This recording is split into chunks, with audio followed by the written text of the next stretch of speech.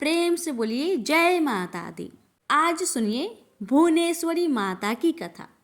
गुप्त नवरात्रि में 5वें दिन का पूजन भुवनेश्वरी माता का होता है। भुवनेश्वरी माता का रूप और उनका दिव्य महात्म्य अत्यंत महत्वपूर्ण है। इस दिन की पूजा विशेष रूप से उन भक्तों द्वारा की जाती है जो दिव्य शक्ति की प्राप्ति की कामना रखते हैं। भुवनेश्वरी माता की कथा। भुवनेश्वरी माता को सर्वलोकों की माता कहा जाता है। वे सृष्टि के पालनहार भगवान शिव और माता पार्वती के साथ संबंध है। उनके नाम से ही यह स्पष्ट होता है कि वे ब्रह्मांड की संरक्षिका है।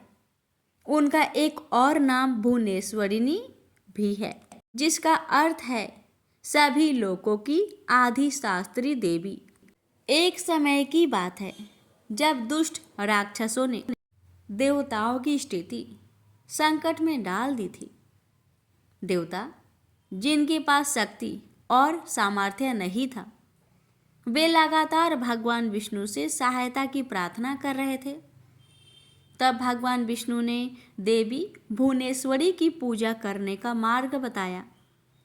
उन्होंने ये भी कहा कि इस पूजा से सभी प्रकार की समस्याओं का समाधान हो सकता है और उनकी कृपा से सारी नकारात्मक शक्तियां नष्ट हो जाती है।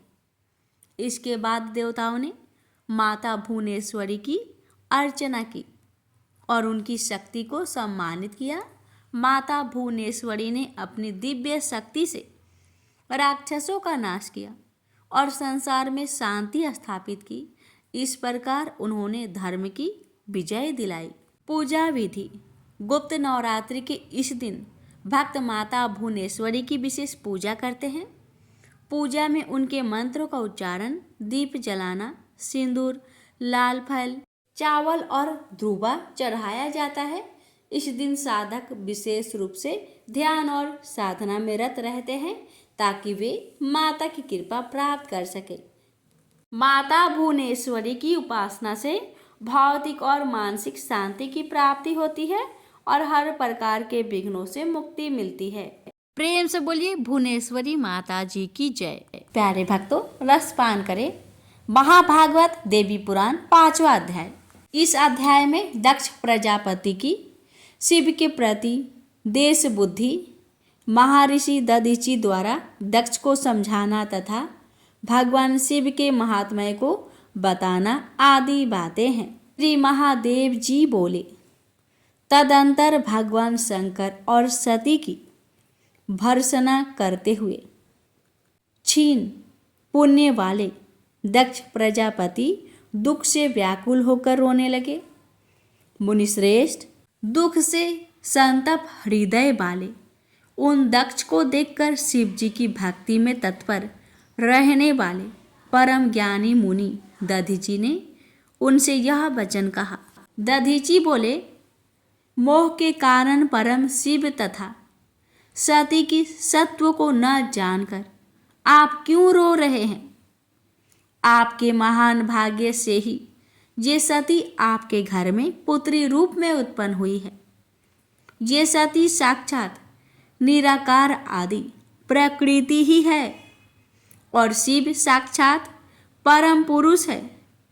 इसमें आप लेश मात्र भी संदेह न करें। प्रजापति ब्रह्मा, इंद्र आदि देवताओं तथा बड़े बड़े असुरों के द्वारा कठोर तप करने पर भी जो भगवती उन्हें कभी दर्शन नहीं देती है, उन्हें आपने पुत्री रूप में प्राप्त किया है।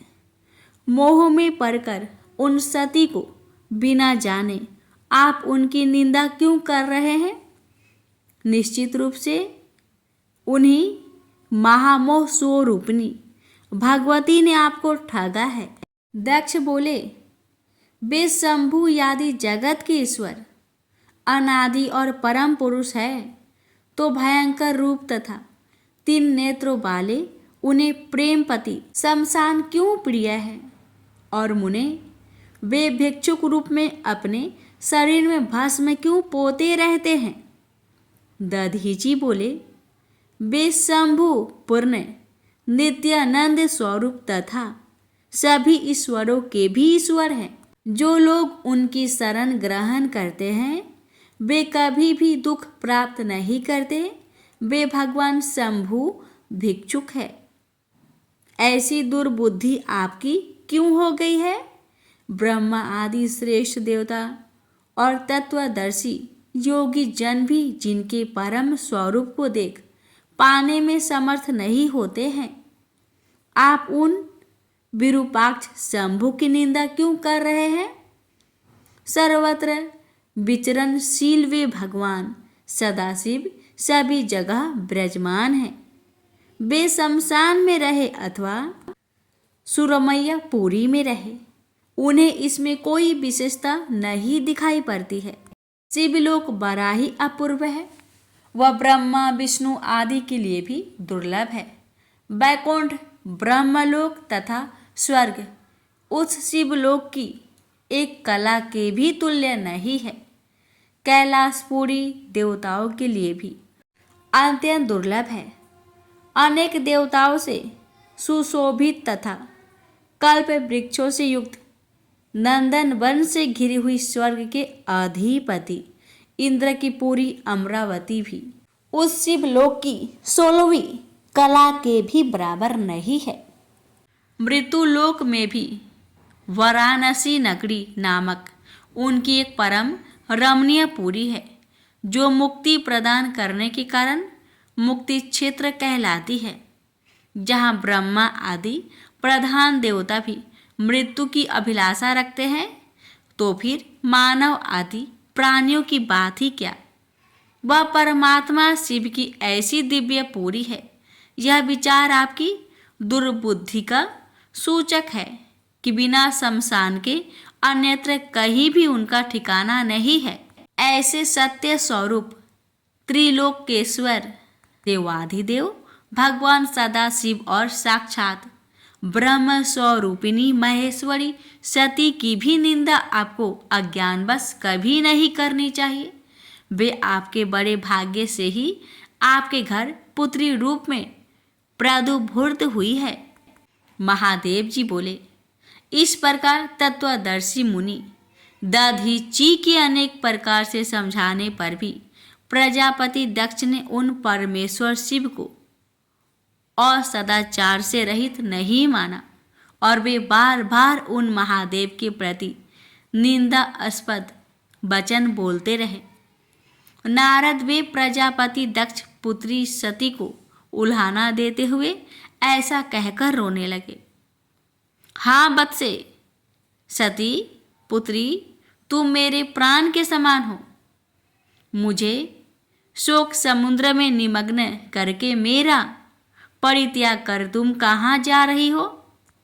बहुमूल्य पर्यक पर शयन करने योग्य सर्वांग सुंदरी पुत्री कुरुपति के साथ तुम शमशान भूमि में कैसे रहोगी?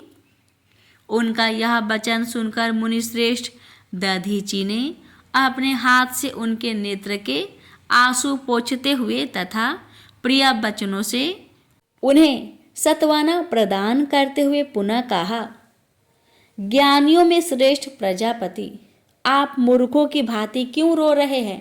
महात्मन देवेश्वर शंभु को समग्र रूप से जानकर भी आपका ज्ञान नष्ट नहीं हुआ। यह बड़े ही आश्चर्य की बात है। पृथ्वी पर, जल में, आकाश में और रसातल में जो भी नर तथा नारी रूप प्राणी हैं, वे सभी उन्हीं दोनों शिव शिवा के रूप में उत्पन्न है। ऐसा आप पवित्र मन से समझ लीजिए। प्रजापति, आप इन महेश्वर को यथार्थ रूप से साक्षात परम पुरुष के रूप में जान लीजिए और इन सती को त्रिगुणात्मिका चिदात्म स्वरूपिणी परात पर प्रकृति के रूप में ही समझिए। इस परात पर सती को भाग्यवश अपनी पुत्री रूप में तथा विश्वेश्वर शिव को उनके पति के रूप में प्राप्त करके भी यदि आप अपना सौभाग्य नहीं मानोगे तो विधाता के द्वारा ठगे गए, आपको बहुत संताप होगा। प्रजापति, इस सच्चाई को सुनो। शोक से व्याकुल तथा कल्याण की इच्छा रखने वाले तुम सती को प्रकृति के रूप में तथा शिव को परम पुरुष स्वरूप में जान लो। दक्ष बोले, मुनीश्वर, आप यह सत्य कह रहे हैं कि मेरी पुत्री सती प्रकृति रूपा है और शिव ही सनातन पुरुष तथा तीनों लोकों के ईश्वर है। मुनिश्रेष्ठ, यह सुनकर भी मेरी बुद्धि दृढ़तापूर्वक वैसी नहीं हो पा रही है कि महेश्वर से बढ़कर दूसरा देवता नहीं है। सत्य बोलने वाले ऋषिगण भी यद्यपि यही कहते हैं, फिर भी शंभु ही सर्वश्रेष्ठ देव है, ऐसा मेरा निश्चय नहीं है। मुने, मैं जिस लिए शिव की निंदा कर रहा हूँ उसका कारण सुनिए। पूर्व काल में जब मेरे पिता ब्रह्मा जी ने प्रजाओं की सृष्टि की, तब 11 रुद्र का प्रादुर्भाव हुआ था। समान शरीर वाले भी सभी रुद्र महात्मा, प्रचंड पराक्रमी, भीषण रूप वाले तथा क्रोध के कारण लाल आंखों वाले थे। वे सभी व्याघ्र चर्म धारण किए हुए थे तथा उनके सिरों पर जटाएं सुशोभित हो रही थी। वे सभी रुद्र ब्रह्मा जी की सृष्टि का लोप करने हेतु तत्पर हो गए। तब सृष्टि के लोप के लिए उद्धत उन रुद्र को देखकर ब्रह्मा जी ने आज्ञा देकर उन्हें शांत किया और मुझसे जोर देकर कहा, भयंकर कर्म वाले ये रुद्र जिस भी तरह से शांत हो जाए, तुम शीघ्र ही वैसा उपाय करो। पुत्र, मेरा आज्ञा से तुम इन्हें बस में करो। ब्रह्मा जी के इस प्रकार के वचन से भयभीत वे सभी भीषण पराक्रम वाले रुद्र मेरे अधीन हो गए और उनका बल तथा पराक्रम क्षीण हो गया। महामुने, उसी समय में मुझ में शिव के प्रति अनादर भाव उत्पन्न हो गया।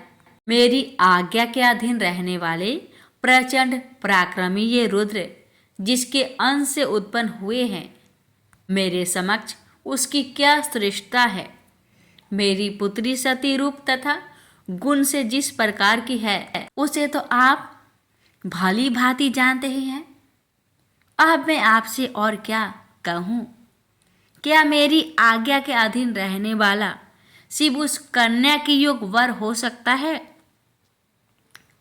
सतपात्र को दिया गया दान पुण्य और यश बढ़ाने वाला होता है।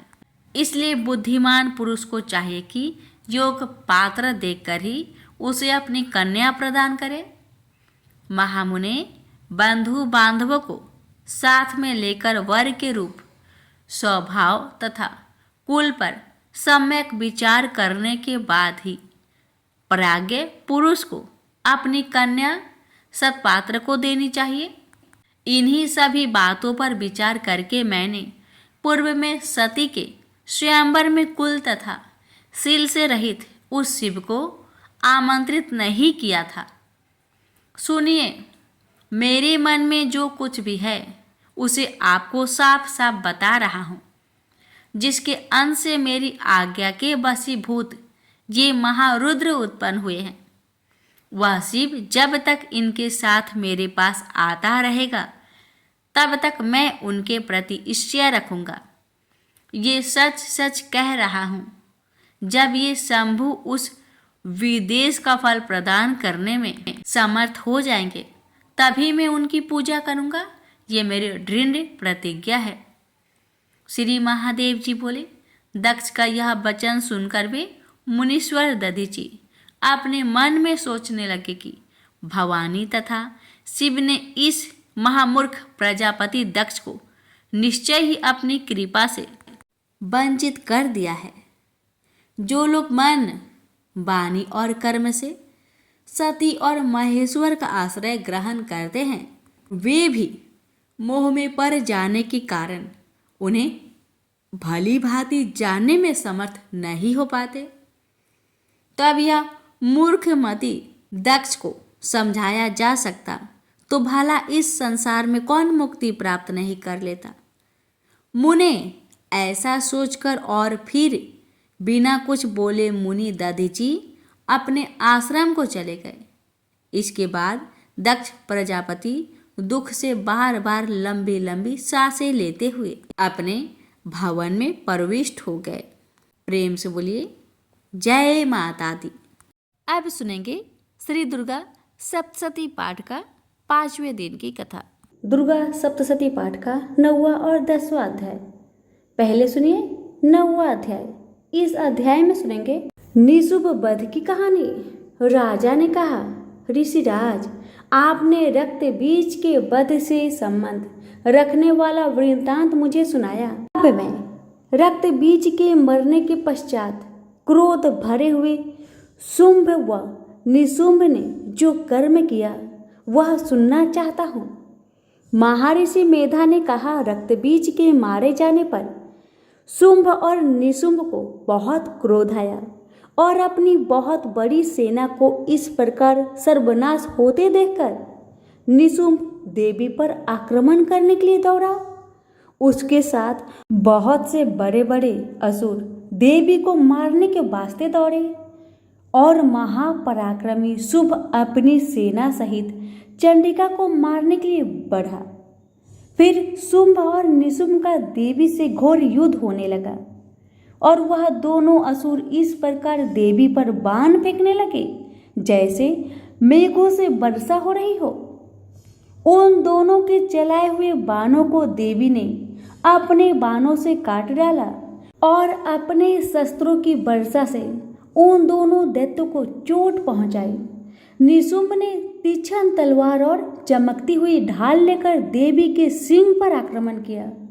अपने वाहन को पहुंची हुई देखकर देवी ने अपने क्षुद्र नामक बाण से निशुंभ की तलवार व ढाल दोनों को ही काट डाला।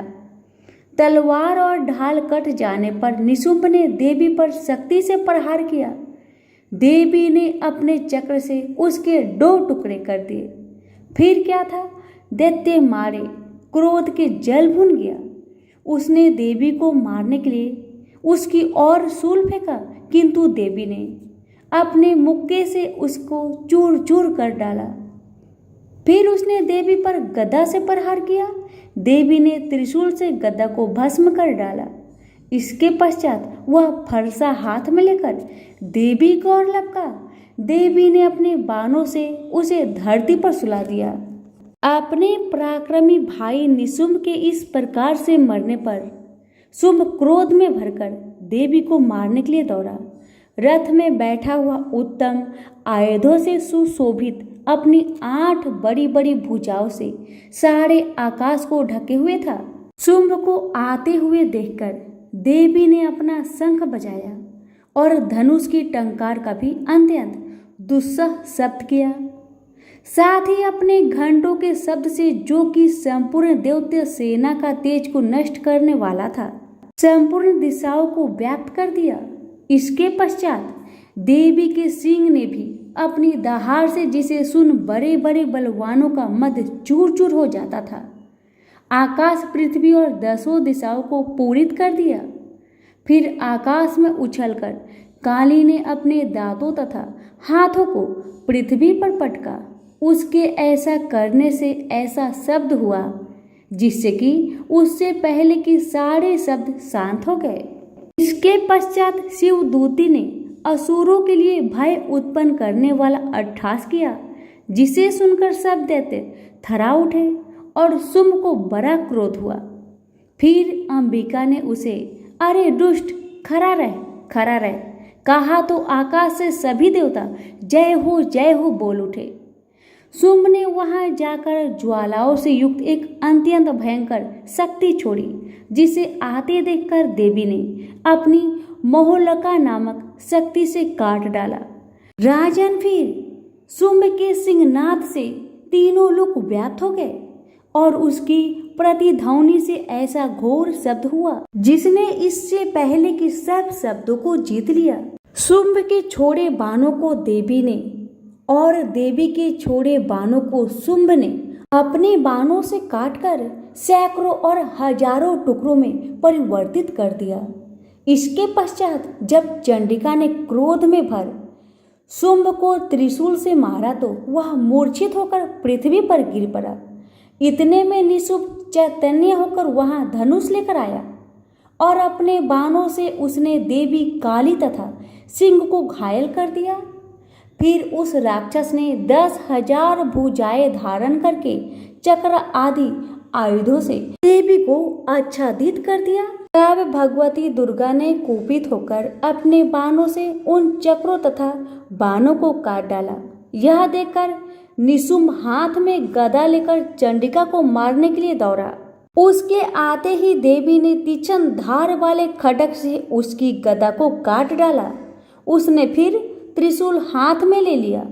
देवताओं को दुखी करने वाला निशुंभ को त्रिशूल हाथ में लिए हुए आता देखकर चंडिका ने अपने शूल से उसकी छाती पर प्रहार किया और उसकी छाती को चीर डाला।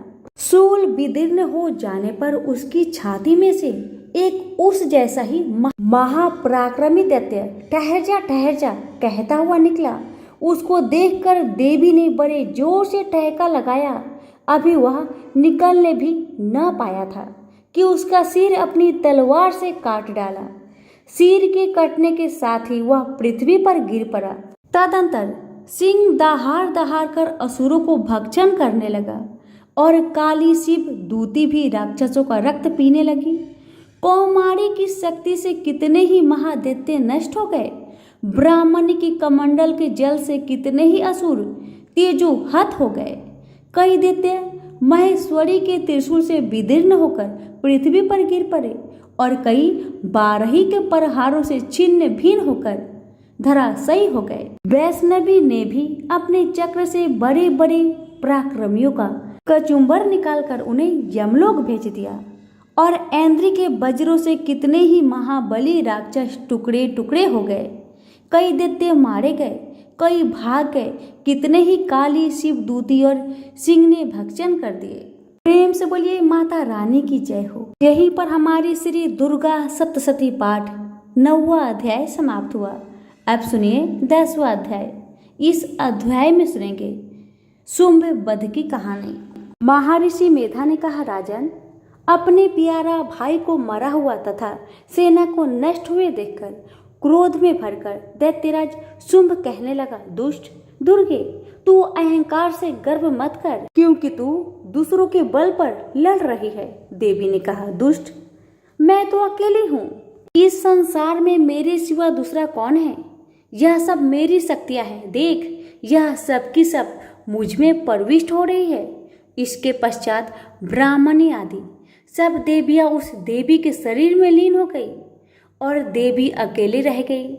तो देवी ने कहा, मैं अपनी ऐश्वर्य शक्ति से अनेक रूपों में यहाँ उपस्थित हुई थी।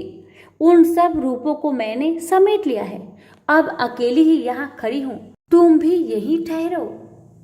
महर्षि मेधा ने कहा, जब देवताओं तथा राक्षसों को देखते देवी तथा शुंभ में भयंकर युद्ध होने लगा, अंबिका देवी ने सैकड़ों अस्त्र शस्त्र छोड़े। उधर दैत्यराज ने भी भयंकर अस्त्रों का प्रहार आरंभ कर दिया।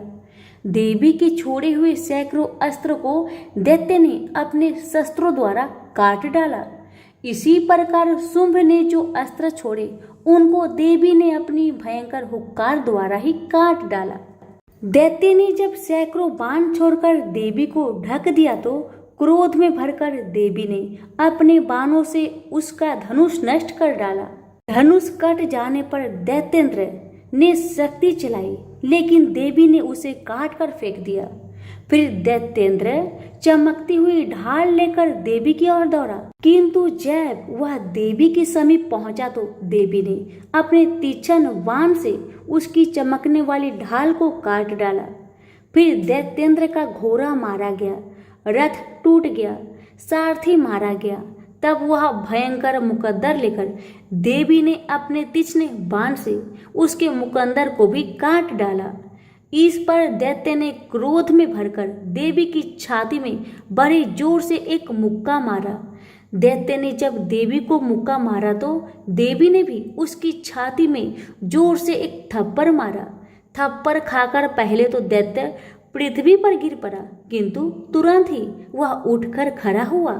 फिर वह देवी को पकड़कर आकाश की ओर चला और उछला और वहां जाकर दोनों में युद्ध होने लगा। वह युद्ध ऋषियों व देवताओं को आश्चर्य में डालने वाला था। देवी आकाश में दैत्य के साथ बहुत देर तक युद्ध करती रही। फिर देवी ने उसे आकाश में घुमाकर पृथ्वी पर गिरा दिया। दुष्ट आत्मा दैत्य पुनः उठकर देवी को मारने के लिए दौड़ा। तब उसको अपनी ओर आता हुआ देखकर देवी ने उसकी छाती विदीर्ण करके उसको पृथ्वी पर पटक दिया। देवी के त्रिशूल से घायल होने पर उस दैत्य के प्राण पेखरू उड़ गए और उसके मरने पर समुद्र द्वीप और पृथ्वी सब कांपने लग गए। तदंतर उस दुष्ट आत्मा के मरने से संपूर्ण जगत प्रसन्न व स्वस्थ हो गया तथा आकाश निर्मल हो गया। पहले जो उत्पात सूचक मेघ और उल्कापात होते थे वह सब शांत हो गए थे। उसके मारे जाने पर नदियां अपने ठीक मार्ग में बहने लगी। संपूर्ण देवताओं का हृदय हर्ष से भर गया और गंधर्वनियां सुंदर गान करने लगी। गंधर्व बाजे बजाने लगे और अप्सराएं नाचने लगी। पवित्र वायु बहने लगी। सूर्य की कांति स्वच्छ हो गई। यज्ञशालाओं की बुझी हुई अग्नि अपने आप प्रज्वलित हो उठी तथा चारों दिशाओं में शांति फैल गई। तो प्रेम से बोलिए माता रानी की जय हो। यहीं पर हमारी श्री दुर्गा सप्तशती पाठ का 10वां अध्याय समाप्त हुआ।